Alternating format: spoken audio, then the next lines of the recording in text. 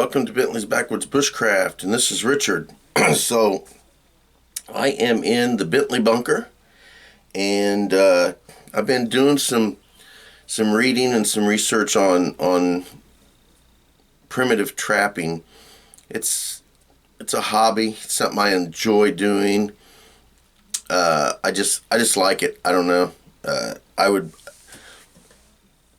Modern trapping with the metal traps and everything is much more productive than using wood and cordage and primitive trapping with the snares and things to that nature, the way they were done hundreds of years ago. But I just enjoy it. So I've been doing some reading and trying to find some interesting trap that I've never used before. And I have found one called a Hare Pipe Trap.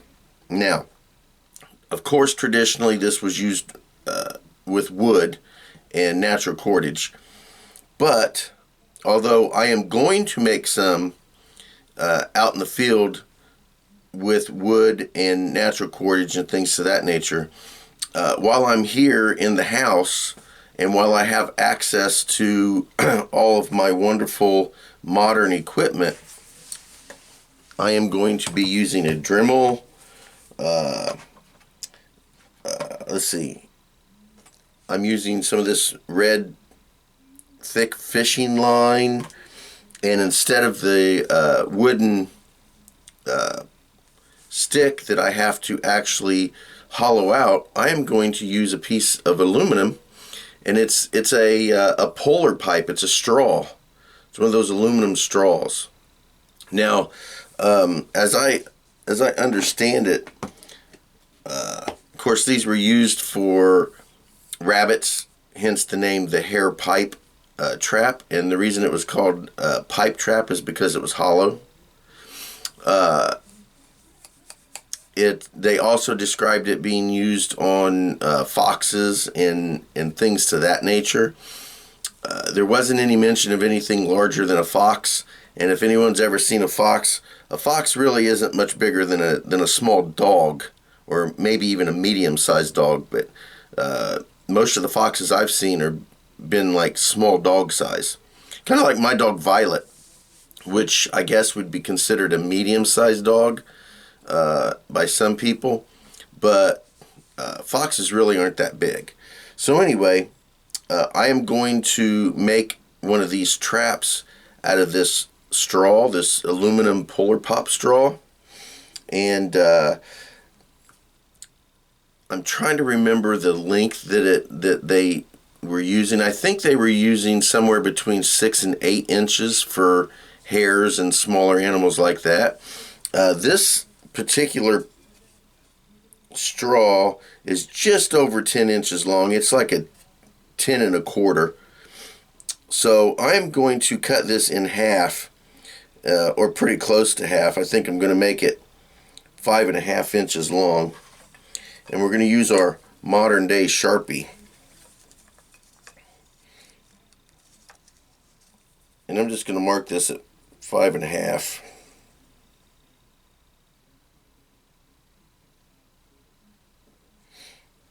Which will make one of them just under 5 inches and the other one, let's see here, let's kind of move it more there and try to get a little, there we go. Yeah, we'll go 5.25. 5.25. That makes it a little bit more even. So 5.25.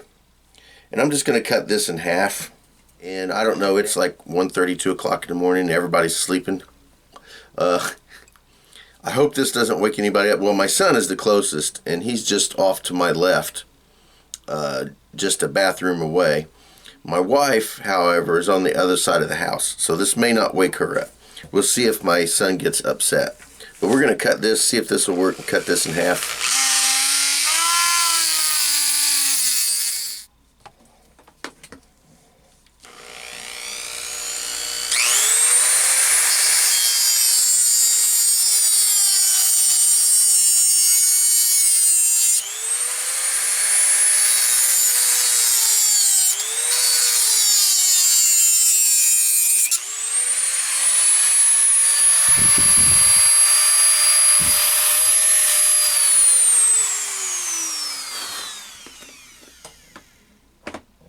Alrighty, so I'll sand these down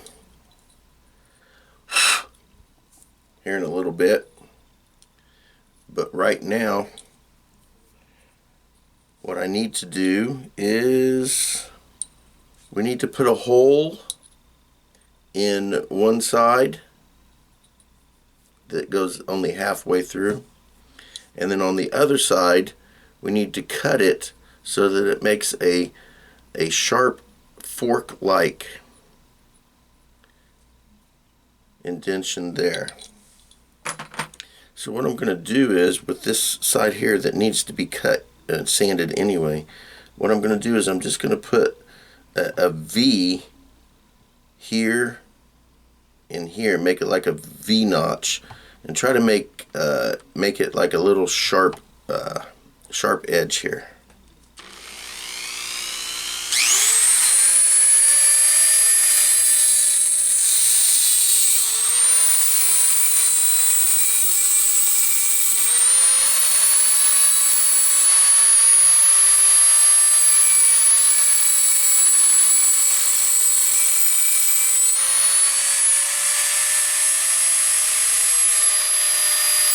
Alright, so I'm just going to play around with this here real quick with this and just try to sharpen these edges up a little bit, because I want kind of a sharp point, and I'll show you why in a minute.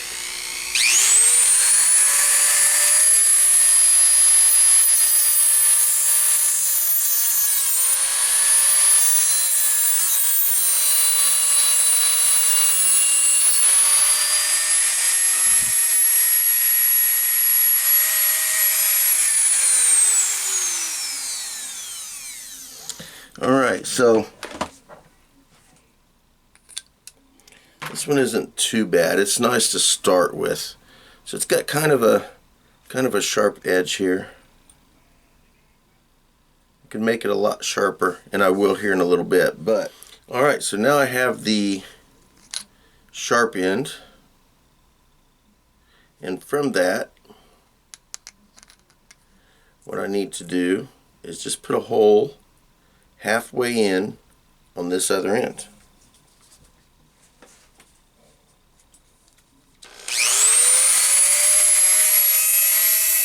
Alrighty, so there's the sharp pointy end, and there's the hole on that only goes halfway through.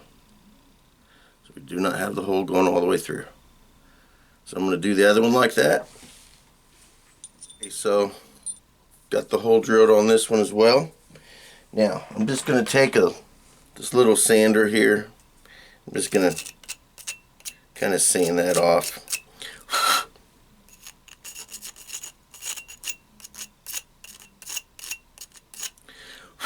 I'm going to want to work on this a little bit better here later.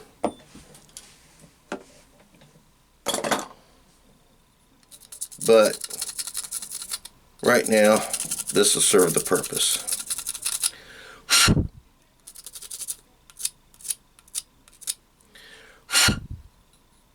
Alright, so this is the basic trap right here.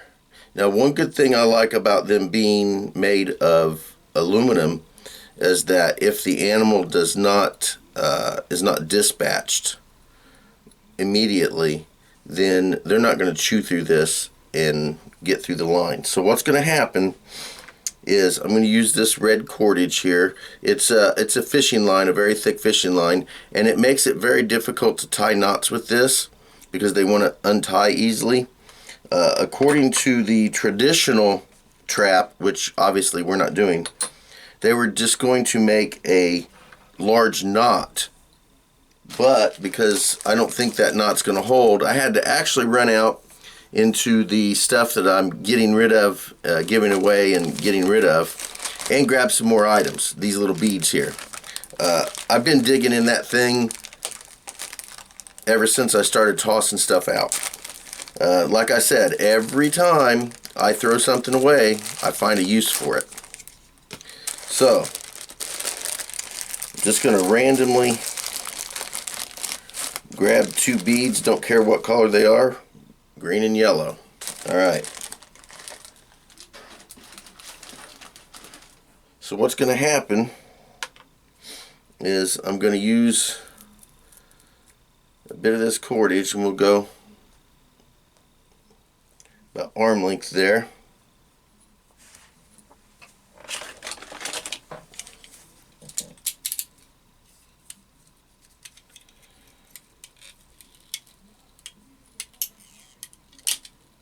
There we go.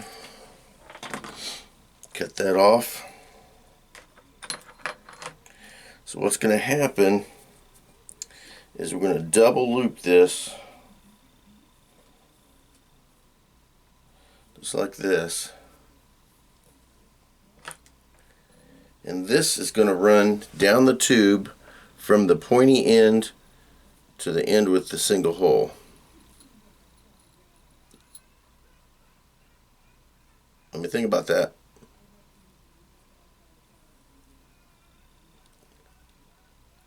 Reverse that.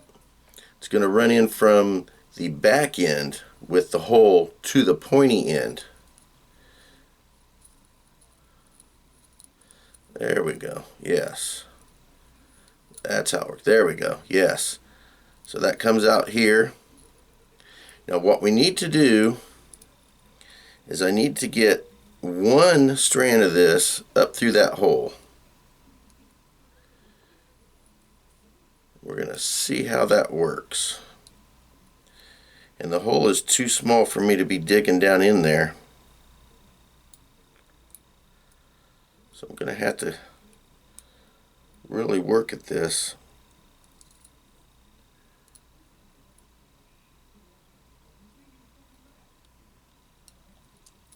And there it goes. Yay, look at that, I got it. And that comes through here, like so. There we go. Now, normally you would just tie a knot in this and then pull it down. I don't think that a knot is going to stay. So I'm going to use a bead. What I'm going to do is I'm going to tie my favorite fishing knot. So we loop this over. I'm going to set this down here. So we're going to loop this over like this. I'm going to take the tag end, make another loop, and then I'm going to roll the tag end in between there at least 3 times. 1, 2, 3. There we go. And tighten that up. There we go. Now that should create a knot that's not going to come off of there. Now, all I got to do now is pull that down. There we go, just like that. And there. Now that string will not come through. There we go, see? And then here's our snare. So what happens is we set this up like a regular snare right here. And then this ties onto a structure, something pounded into the ground or on a tree or whatever to that nature. It works just as a snare. Animal goes through it, knocks this off or whatever, tightens it up, and what happens is when it tightens up, that hits the skin right there, boom, and then they can't get out of it. Now, the thing is, you know, if they are still alive and they're going to try to chew on that string and get loose. It's happened to me many, many times. The thing is they're going to be chewing on aluminum and it's not going to work. And then that sharp point jabs into their skin. And I'm telling you right now, that doesn't really feel too good. I don't really like that. I might make some handcuffs like that. Ooh, that would be cool. The little jabby end on there. So anyway, so this is attached to whatever, and then they're trapped, and the more they struggle, the more that hits them. Look, my hand's turning. I gotta loosen that up. My hand started. Woo! Look at that. And that's how that works. So there's the trap. Let's see here. I think I'll burn this edge here instead of just clipping it off. I think I'll burn it so it'll help melt that all together. But this is one right here. Figure out, there we go, we'll run that through here like this so that it doesn't run through there. Tighten that up.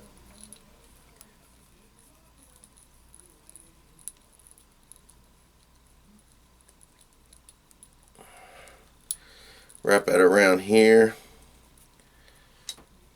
and see if maybe I can, there we go.